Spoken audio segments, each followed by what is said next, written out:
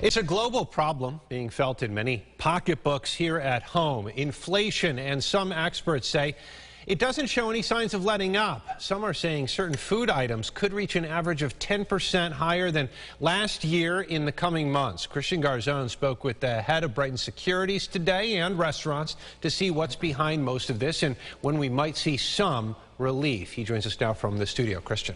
Well, Adam, one study says when comparing data from this year to last, food prices are 9.4% higher. It's the biggest increase in 41 years. When food producers raise prices, though, there are multiple factors behind all of that.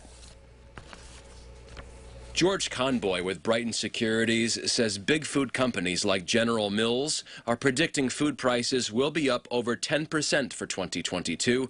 Conboy says outside factors come into that. One of the biggest components of inflation in food prices is energy costs. From the fuel for the tractors in the fields to the fertilizer to the trucks on the roadways. There's a lot of energy input in food prices, and with energy prices way up, food prices will follow. Also wages, which have risen as the nation has emerged from the pandemic. Nearly all employers, including farmers, are paying more for labor. And from the dinner table to the dining table, Nick Nucci of Nucci's in Webster says he's hiked up menu prices. I had to increase them by at least a good 10%, 10 to 15%. Customers haven't complained yet, and Nucci says if inflation fixes itself, he'll bring prices back to normal. It all depends on where they get their food from, though. And they bring their prices down?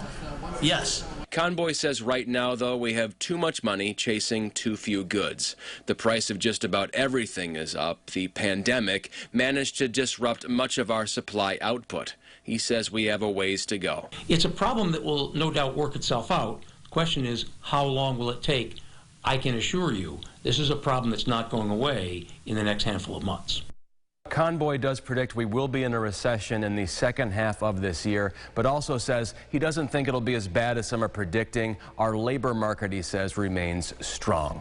Adam, Teresa, right back to you. Very interesting. Christian, thank you. Meanwhile, Senator Kirsten Gillibrand and Congressman Joe Morelli will be in Rochester tomorrow to talk about food prices and the passage of a new bill aimed at giving kids affordable access to low-cost meals.